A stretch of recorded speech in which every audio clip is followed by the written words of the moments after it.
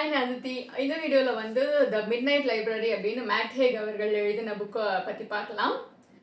நம்ம லைஃப்பில் வந்து எப்பயுமே நம்ம யோசிப்போம்ல, எனக்கு மட்டும் இந்த விஷயம் கிடச்சிருந்தா என் லைஃபே வேறு மாதிரி இருந்திருக்கும், நான் மட்டும் அந்த சாய்ஸை எடுத்திருந்தேன்னா இந்நேரம் நான் இந்த இடத்துல இருந்திருக்க மாட்டேன் அப்படிங்கிற விஷயத்த வந்து நம்மள பெரும்பாலானவங்க யோசிச்சிருப்போம். பட் நமக்கு ஒரு ஆப்பர்ச்சுனிட்டி கொடுத்து அந்த லைஃப்ஸ் எல்லாத்தையும் நீங்கள் வாழ்ந்து பார்க்கலாம். நீங்கள் வாழணும்னு ஆசைப்பட்ட எல்லா வாழ்க்கைகளையுமே நீங்கள் வாழ்ந்து பார்க்கலாம். அதில் உங்களுக்கு எது பிடிச்சிருக்கோ அதை நீங்கள் சூஸ் பண்ணிக்கலாம் அப்படின்னு ஒரு ஆப்பர்ச்சுனிட்டி நமக்கெல்லாம் கொடுத்தா, அதாவது அப்படி ஒரு வாழ்க்கையை வாழ்கிற ஆப்பர்ச்சுனிட்டியை கொடுக்கறது ரொம்ப பெரிய விஷயம். அதை சூஸ் வேறு பண்ணிக்கோங்கன்னு சொன்னால் செமையாக இருக்கும்ல. அப்படிப்பட்ட ஒரு கதை தான் இது.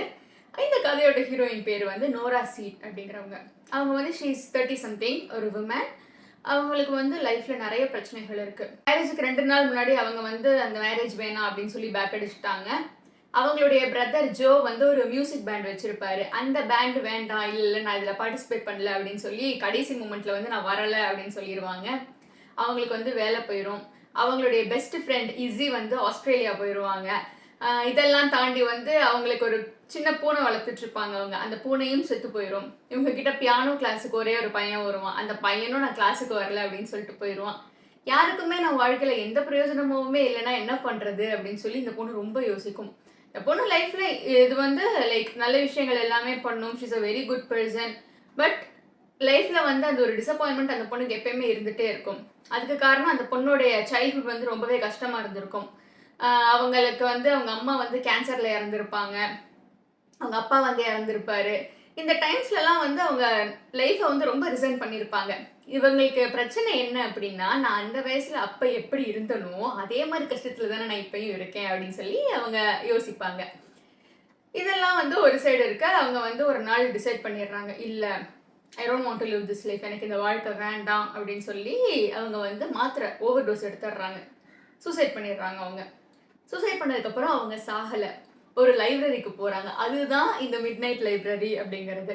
இந்த மிட் நைட் லைப்ரரியில் இவங்க ஸ்கூல் படித்தப்போ இவங்களுக்கு இருந்த ஒரு லைப்ரரியன் மிஸ்ஸஸ் எல்ம் அப்படிங்கிறவங்கள பார்க்குறாங்க. ஏங்க, நான் மாத்திரை போட்டு சாக தானே வந்தேன், நான் ஏன் இங்கே வந்திருக்கேன் அப்படிங்கிறப்ப, இந்த லைப்ரரி முழுக்கவே வந்து உங்களுடைய லைஃப் சாய்ஸஸ் தான். அதாவது நீங்கள் வாழ்க்கையில் வந்து இந்தந்த விஷயம்லாம் பண்ணலாம் அப்படின்னு நீங்கள் நினச்சிருப்பீங்கல்ல, இல்லை இந்தந்த விஷயம்லாம் எனக்கு வேணும் அப்படின்னு நீங்கள் ஆசைப்பட்டிருப்பீங்கல்ல, அந்த சாய்ஸஸ் எல்லாமே இந்த புக்ஸில் இருக்குது.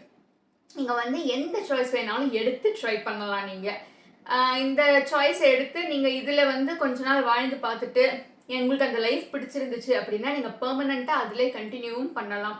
இல்லை எனக்கு அந்த வாழ்க்கை பிடிக்கலை அப்படின்னு சொன்னால் வெளியே வந்துட்டு வேற ஒரு வாழ்க்கையை ட்ரை பண்ணி பார்க்கலாம். உங்களுக்கு தேவைப்படுற அந்த பெஸ்ட் லைஃப் கிடைக்கிற வரைக்கும் நீங்கள் இதை ரிப்பீட் பண்ணிகிட்டே இருக்கலாம் அப்படின்னு சொல்கிறாங்க. நோராவுக்கு வந்து ஷாக் ஆகிடுதுங்க. The thing was very simple. You had one job மாதிரி. This was a very little thing. I just wanted to tie.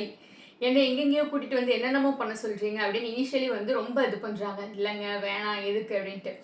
இல்லை, you have to choose this. உங்களுக்கு வேறு ஆப்ஷன்லாம் கிடையாது. நீங்கள் இதுலேருந்து ஏதாவது ட்ரை பண்ணி பாருங்க, உங்களுக்கு எவ்வளோ ஆப்ஷன்ஸ் இருக்குது, இதை ஏன் வேணான்னு சொல்கிறீங்க அப்படின்னு லைப்ரரியன் சொன்னோடனே சரி ஓகே நான் ட்ரை பண்ணி பார்க்குறேன். பிகாஸ் எப்படின்னா நான் ஏற்கனவே இறந்துட்டேன், ஏற்கனவே நான் வந்து டோஸ் எடுத்துட்டேன். ஸோ அவங்க நினச்சிப்பாங்க நான் ஏற்கனவே வந்து எப்படின்னா டோஸ் எடுத்துட்டேன், என் லைஃப் வந்து ஊசல் ஆடிட்டு தான் இருக்குது. ஸோ அது ட்ரை பண்ணி பார்க்குறதுல வந்து தேர் இஸ் நோ ஹார்ம் அப்படின்னு சொல்லிட்டு ஒரு வாழ்க்கையாக ட்ரை பண்ணி பார்க்க ஆரம்பிக்கிறாங்க. நிறைய வாழ்க்கைகள் ட்ரை பண்ணுறாங்க. ஒரு லைஃப்பில் வந்து அவங்க கிளேஷியாலஜிஸ்டாக இருக்காங்க. இந்த பனிப்பாறைகள் கூட எல்லாம் வாழ்ந்து அதெல்லாம் ரிசர்ச் பண்ணுவாங்கல்ல, கிளேஷியாலஜிஸ்டாக இருக்காங்க. ஒரு லைஃப்பில் வந்து அவங்க எந்த கல்யாணம் வேணான்னு சொன்னாங்களோ அவரே கல்யாணம் பண்ணிட்டு அவர் கூட ஒரு குட்டி பொண்ணும் வச்சுருக்காங்க. இன்னொரு லைஃப்பில் வந்து அவங்க பெஸ்ட் ஃப்ரெண்டை பார்க்கறதுக்காக அவங்க ஆஸ்திரேலியா போயிடுறாங்க.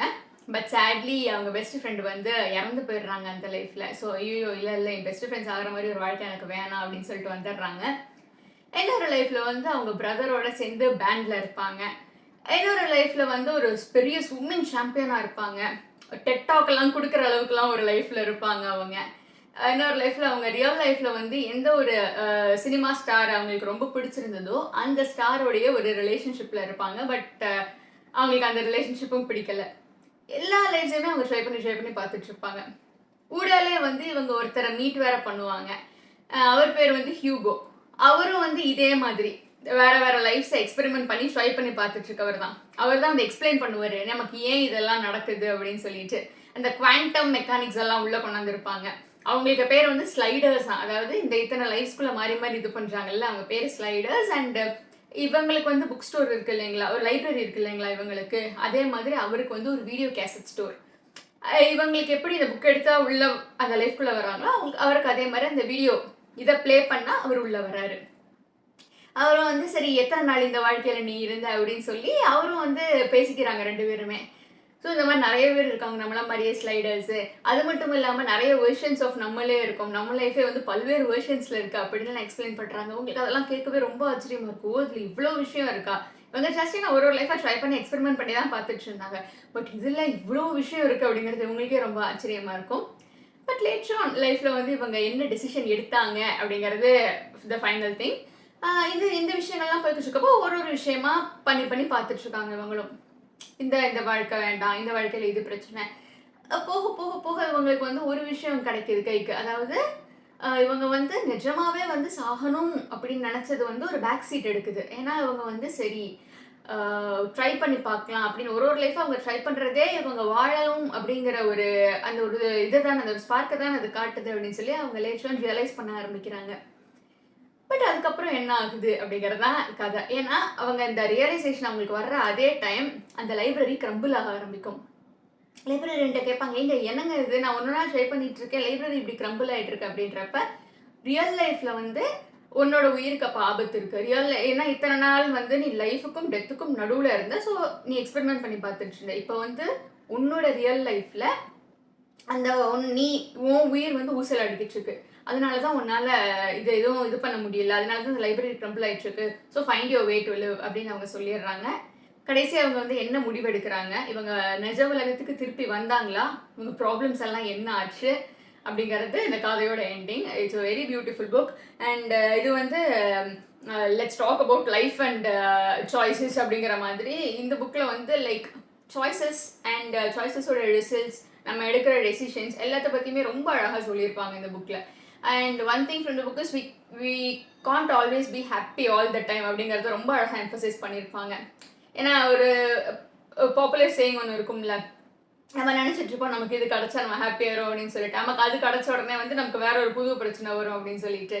ஸோ அந்த விஷயங்கள் எல்லாம் எப்படி டேக்கிள் பண்ணுறது அண்ட் லைக் நம்ம சாய்ஸஸ் அண்ட் அதோட அவுட்கம்ஸை எப்படி ஃபேஸ் பண்ணுறது, அந்த மாதிரி விஷயங்கள்லாம் ரொம்ப அழகாக சொல்லியிருப்பாங்க இந்த புக்கில். இந்த புக் முழுக்கவே வந்து இந்த ஒன்லைன் கோட்ஸாக இருக்கும்ல, இந்த இன்ஸ்டாகிராமில் ஃபோட்டோக்கு கீழெல்லாம் போடுவோம்ல, சம்திங் மோட்டிவேஷனல் அண்ட் ஸ்டஃப், அந்த மாதிரியும் இந்த புக்கில் நிறைய இருக்கும். அதோட அண்டர்லைன் ஹியர் அண்ட் இதோ இந்த மாதிரி அண்டர்லைன் பண்ணியிருப்பேன். அண்ட் இது என் சொந்த புக்குங்கிறதுனால டாக் இயர் சாத்தான் ஒர்க்ஸில் நிறைய பண்ணியிருப்பேன்.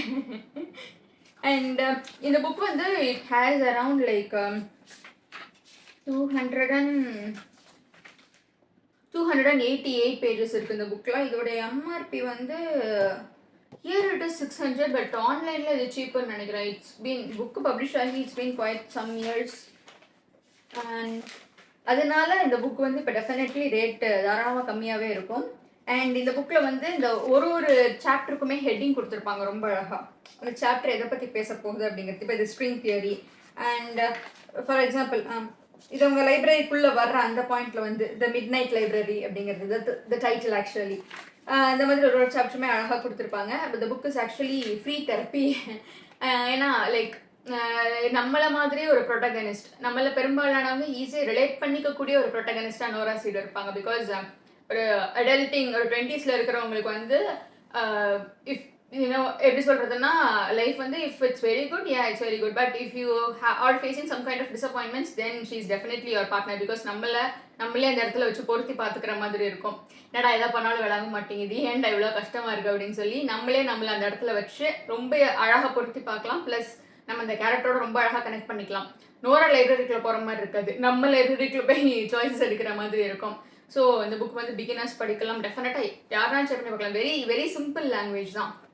அந்த ஆத்தரோட எல்லா புக்ஸுமே நல்லாயிருக்கும். மேட் ஹேக் அப்படிங்கிற ஆத்தர், இவரோட எல்லா புக்ஸுமே நல்லாயிருக்கும். ஹவு டு ஸ்டாப் டைம்னு ஒரு புக் எழுதியிருக்காரு. அப்புறம் 2 இந்த இது கம்பெனி சம்மந்தப்பட்ட 2 புக்ஸ் எழுதியிருக்காரு. லைக் ப்ராடக்ட்ஸ், எந்தெந்த ப்ராடக்ட்ஸ்லாம் பயங்கர ஹிட் ஆச்சு, எந்தெந்த ப்ராடக்ட்ஸ் எல்லாம் வந்து லைக் எதிர்பார்த்த அளவு போகலை அப்படின்னு சொல்லி அதெல்லாம் டீட்டெயிலாக அனலைஸ் பண்ணி ஒரு புக் எழுதியிருக்காரு. It's a very good writer.